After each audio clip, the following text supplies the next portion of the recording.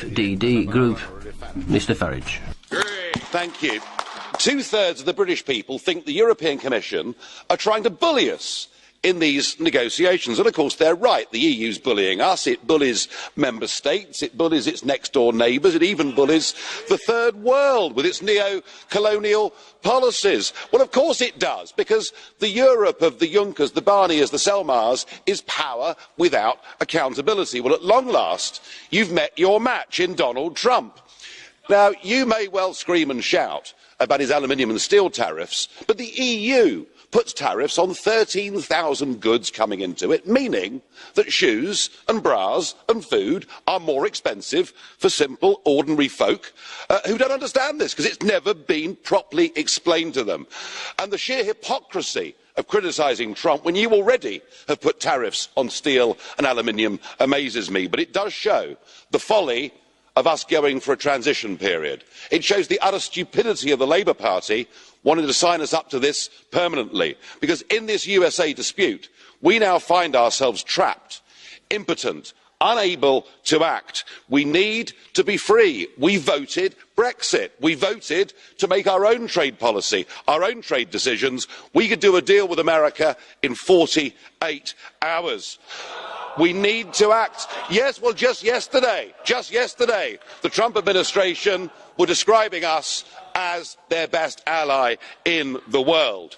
Mrs May, we did not vote for a transition period. We voted to leave this organisation. We voted to leave the customs union. We voted to leave the single market. So please, Mrs May, at this summit next week, do what Trump has done. Stand strong against the European Commission, against the unelected bullies, and bearing in mind the Italian elections, and weren't they wonderful, folks? Yeah. It's pretty obvious the game is up anyway, so she'll be doing not just the British people a favour, but the whole of Europe too. Hooray!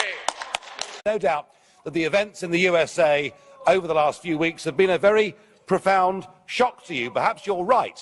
You see, what has happened here is somebody has stood on a manifesto for election, got into office, and within 1 week said that he will hold faith with his own electorate. It is called genuine democracy. Unlike the system we have in the European Union, where the unelected commissioners like Mogherini here have the sole right to propose legislation. So I'm sure that it's a great shock to you to see that a genuinely elected Democrat is doing what he was put in to do. And it must be, I would think today in Washington. Sorry. I can't hear you, mate. Di questo Parlamento e delle funzioni istituzionali dei commissari. Questo lo dobbiamo non solo per il rispetto istituzionale alla Commissione, ma anche alla benevolenza della commissaria vicepresidente e alto rappresentante onorevole Mogherini. La ringrazio.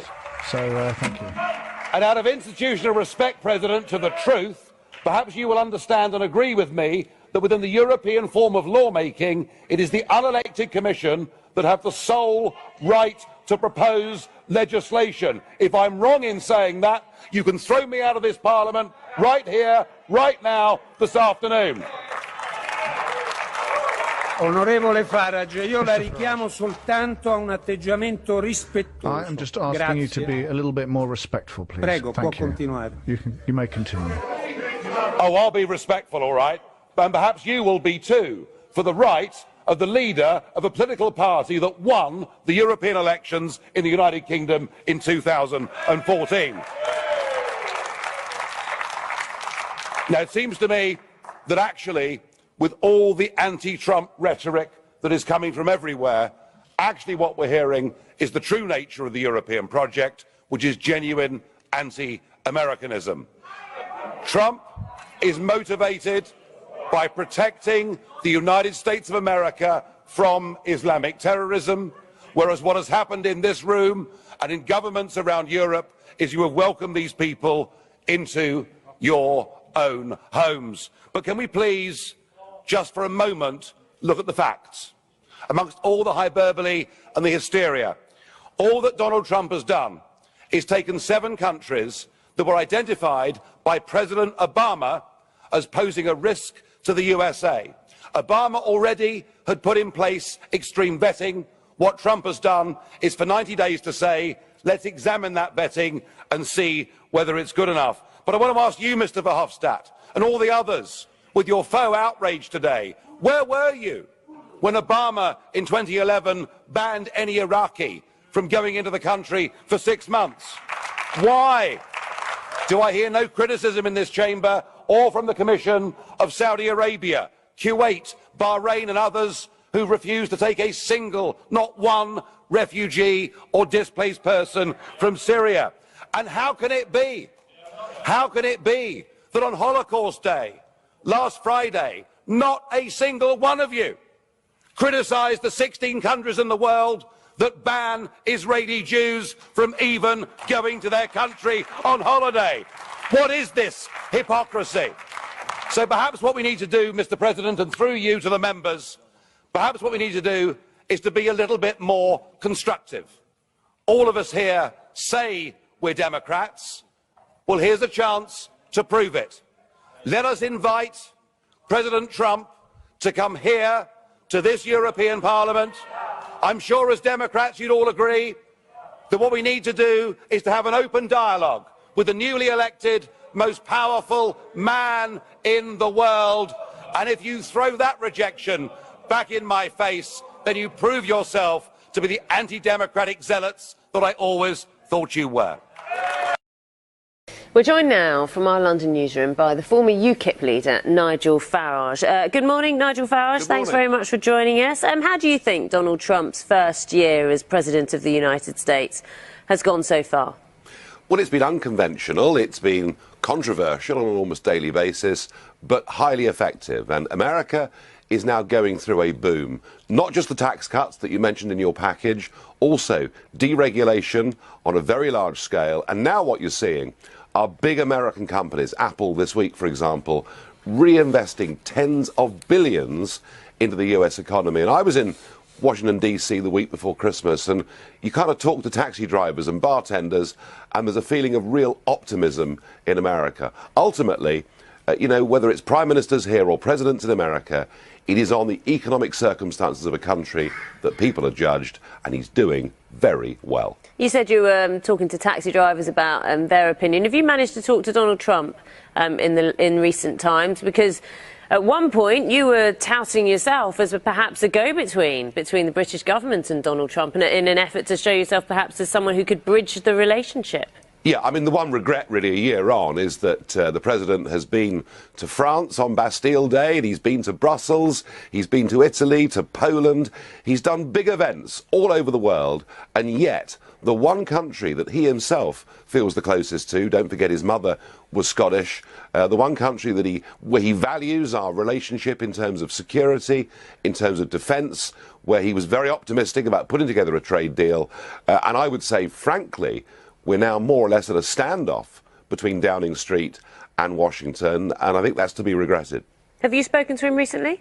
Not for a little bit, no, but the last time I did, the one thing that struck me really very squarely was his absolute determination to carry out the things upon which he was elected. You know, when Trump puts a manifesto before the American people, he doesn't do it for short-term tactical advantage. He does it because he intends to carry it out. And that's one of the things that I really do admire about him. What do you make of opinion polls? Because when you look at the opinion polls relating to Donald Trump, his average approval rating, so to speak, in the United States is 39%, the lowest recorded of any elected president in the first term.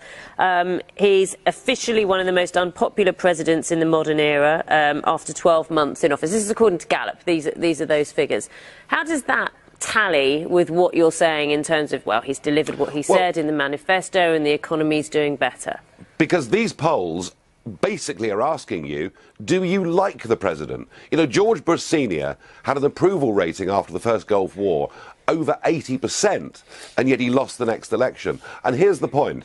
You don't have to like your leaders, you have to respect your leaders and think they'll do a good job. And I would wager that with growth over 3% in America and set to rise this year, that come 2020, If he wants to run again for president, he'll win. The book that's just been released on him, Fire and Fury. Yeah.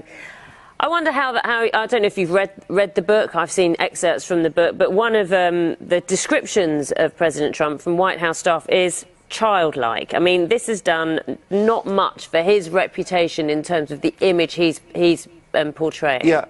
Look, he is not a conventional political figure. He is a self-made real estate billionaire from New York, a city in which they kind of say things the way they see them.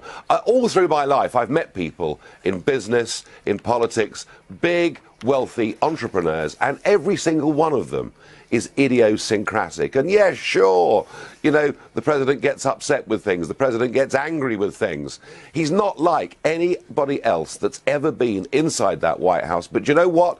It doesn't matter, because one of the reasons that he won is people don't want career politicians like Hillary Clinton. They want someone different, they want someone straight, and as I say, provided he keeps on doing the right job for the US economy, he will go down as a very successful president. Well, you say he's different, but you know, you look at a campaign and you see what politicians promise, and that's what most people base their voting decisions upon. He promised a wall. This was one of his campaign promises. He hasn't delivered on that, has he? You know, if you he is like the other politicians in terms like that. He hasn't delivered. If you compare what he's done in his first year to what the last 4 or 5 British governments have done, they promise things in their manifestos that they've even got no intention of carrying out. He has done some remarkable things. Tax reform, deregulation, these were all things that were promised in the manifesto. A massive crackdown on illegal immigration coming into America. And yes, he promised a wall. He's only 25% of the way through his term. I'm convinced there will be a wall. OK, let's move from a wall to a bridge. Apparently Boris Johnson thinks that we need to have more of a connection with the continent, with the EU, especially since Brexit is on the cards. What do you make of that? Boris Johnson saying we need more than just the Channel Tunnel. Well, Boris Johnson likes the big grand projet, doesn't he? I mean, the previous thing he wanted was a big airport out in the Thames estuary. Now it's a bridge across the English Channel. All I can say is, given the size of the modern container vessels that come through the Channel from China, it will have to be a very high bridge indeed, which means on many days of the year